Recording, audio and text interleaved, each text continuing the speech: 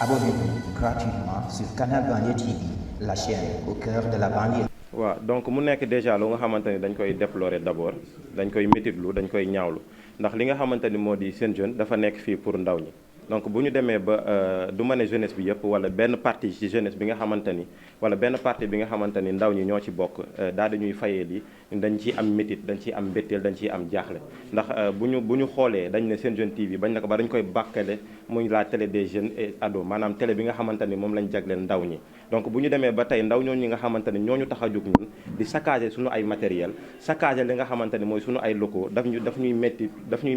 te daf ñuy tiital aussi donc te pour ñëw ci li nga xamante ni moo di dégâts yi bari na ba li nga xamante ni mooy sama collègue wax na ko toll na ci à peu près près de 23 millions wala plus de 23 millions xam nga tey ji ñaar fukki millions ak ñett buñ ko yàqee da am na lu mu mën a impacté ci dundinu doomu aadama te fii ñi fi nekk muy centre d'incubation bi nga xamante ni moom la réseau POP def porté ak li nga xamante ni moo di locaux wu seen jeunes yi ñi fi nekk ñëpp comme ni mu ko waxee c'est des jeunes yi nga xamante ni dañ fiy daan seen doole ñu leen di fay donc ñëpp ñu fi nekk rek chaque weer bu dee am na loo nga xamante ni mën nga ko yóbbul sa njaboot donc c'est-à-dire bu ñu demee ba foofu ñu ngi yàq li nga xamante ni peut-être ñoom sax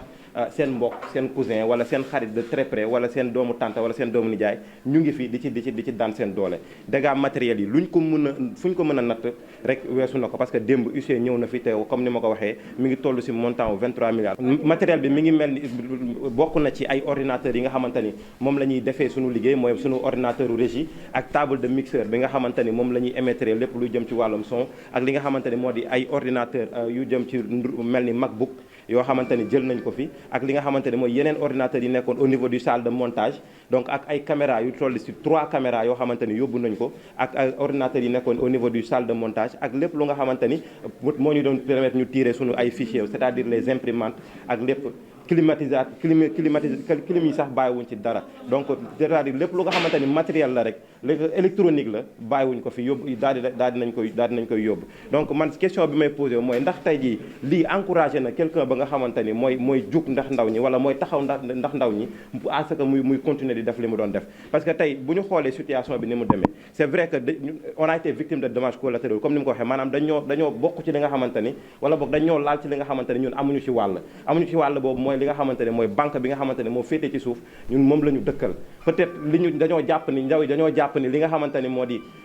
immeuble bi yëpp dafa nekk moomeelu banque bi ba tax na ñu daal di yéeg daal di saccager li nga xamante ne moo di say sunu ay lieux waaye donc c'est-à-dire lompoñ nañ wala damm nañ ay tànku ñi nga xamante ni ñoom ñoo amoon wala ñoo nekk ñenn ñi nekk nañ espoir wala nekk nañ yaakaar bi nga xamante ni seen famille amoon na ko ci ñoom ngir weer bu dee ñeenti téeméer wala juróomi téeméer bi nga xamante ni ñu ngi koy dugal seen biir kër yi donc mu nekk lu nga xamante ni lu désolant la loo xamante ni lu ñuy métitlu bu baax a baax la bu ñu ñëwee ci li nga xamante ni moo di incubateur bi comme ni ko Julo waxee muy le réseau POPDEV dafa nekk loo xamante ni sama njariñ la njariñu jeunesse bi la ni mu nekkee sunu njariñ mooy dañ ciy def ay formation yu nga xamante ni ay formation yu am solo la ay formation yoo xamante ni képp kuy ndaw ku dëkk Pikine boo nekk réseau POPDEV xam na taxawaay bi nga xamante ni am na ko fi donc ndax tellement importance maanaam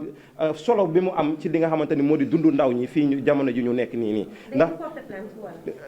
ñu ngi ci yoon bi lañ nekk dañuy jëm ci li nga xamante ni moo di porter plainte parce que démb on a appelé le commandant sama collègue bi daal dinay wax ak moom donc jot nañu wax procédure yi nga xamante ni moom la ñu war a suivre pour déposer li nga xamante ni moo di plainte bi le plainte sera fait contre X donc ñu ci le temps ñu déglu li nga xamante ni mooy suite affaire bi mais lépp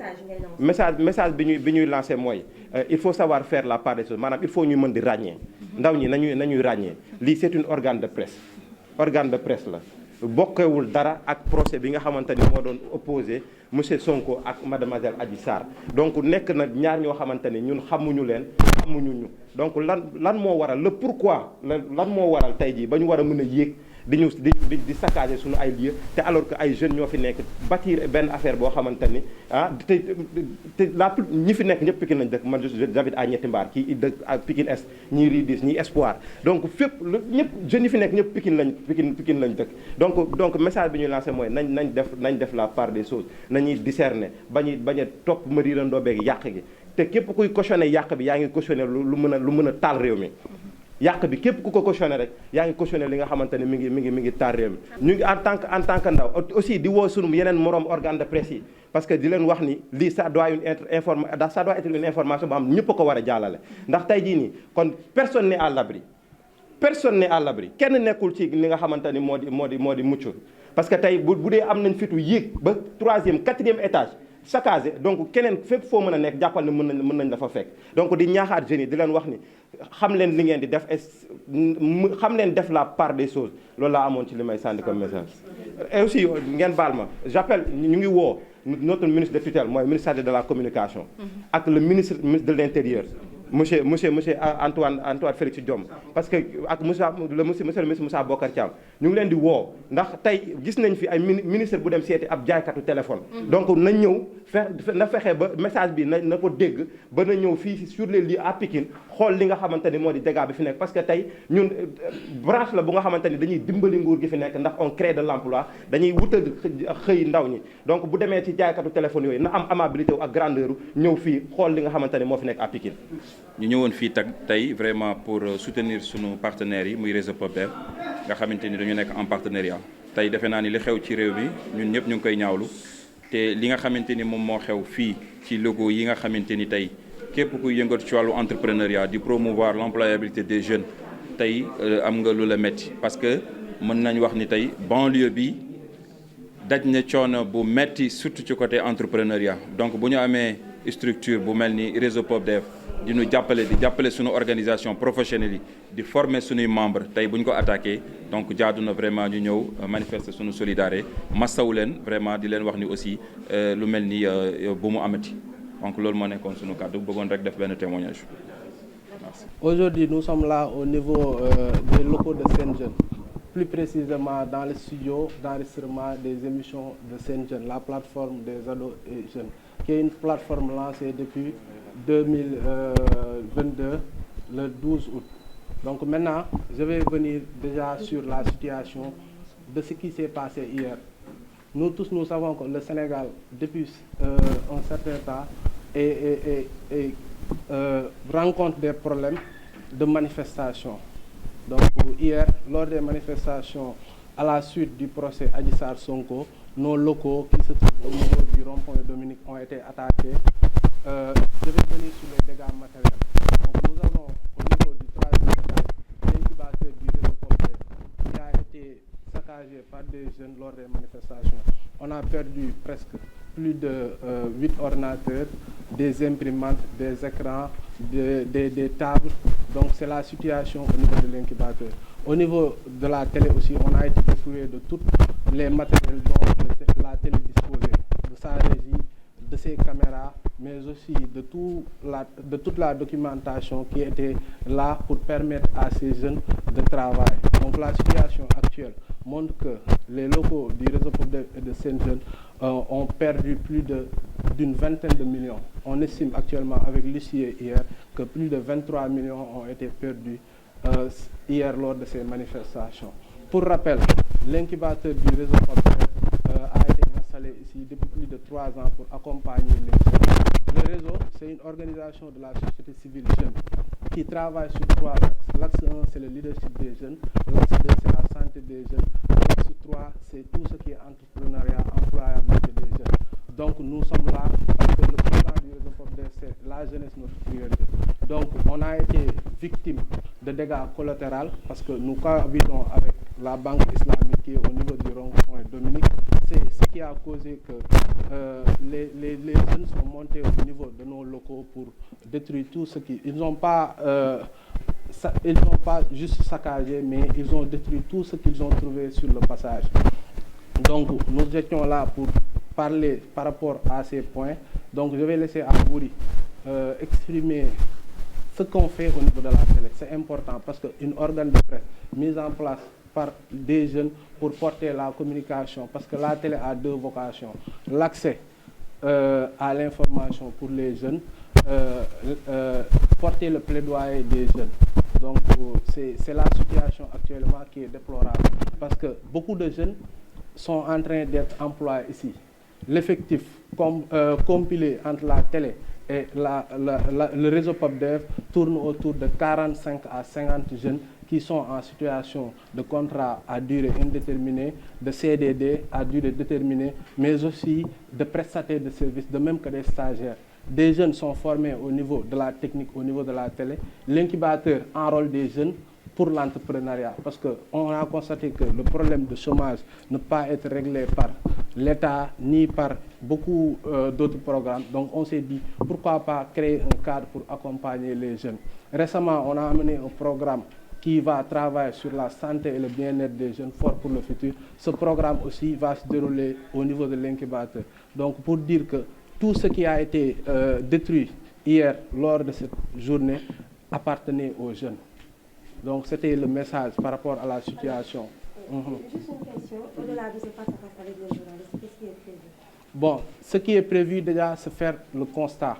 de ce qui se passe. Parce qu'on ne comprend plus si c'est des manifestations pour parler de l'intérêt général ou bien c'est pour détruire le bien qui nous appartient. Parce que ces jeunes-là qui ont détruit ou saccagé l'espace, c'est leur lieu. Cet espace a été dédié aux jeunes. Maintenant, c'est un peu difficile de faire la situation parce que nous cohabitons, je l'ai dit tantôt, avec la Banque islamique. Dans toute l'étendue du territoire, on a constaté des dégâts dans des institutions financières. Donc, c'est pas seulement... nous ne sommes pas cibles d'attaque. Le réseau PopDev ni la Sen TV n'a pas été cible d'attaque. Mais nous avons subi des dégâts collatéraux, ce qui a été dommage hier. Alors pour vous, c'est qui la responsabilité? Bon, on ne peut pas situer la responsabilité parce que le problème est national. Ce n'est pas seulement le réseau PopDev ni la Sen, mais nous tenons ce point de presse pour alerter l'État que des jeunes portent des programmes. Des jeunes sont en train de dérouler des choses pour faire évoluer les choses, pour accompagner les jeunes. Ces jeunes-là, aujourd'hui, avec un investissement très important, ont subi ces dégâts. Est-ce qu'on va se relever? C'est ça la question. Maintenant, le message à lancer? Le message à lancer, donc c'est un message d'apaisement. Donc il faut qu'on puisse cerner le combat, voir quel est le combat à mener. Si c'est un combat pour la liberté d'expression, c'est un combat pour la démocratie, qu'on puisse dire qu'on se bat pour ça. Mais on ne doit pas se battre pour détruire le bien des autres. Donc l'État doit sortir apaisé. Parce que beaucoup de gens, notamment les jeunes, vont perdre leur emploi. Ça s'est trouvé avec Auchan. Peut-être nous ne sommes pas dans la situation d'un privé avec un capital. Nous, c'est la société civile. Donc nous appelons toute la société civile sénégalaise, l'ONG 3D, le réseau Sigil Jigéen, l'ensemble des organisations qui œuvrent pour accompagner les jeunes à venir constater ce qui s'est déroulé hier. Nous appelons aussi les partenaires techniques et financiers pour dire que actuellement la situation du pays est alarmante.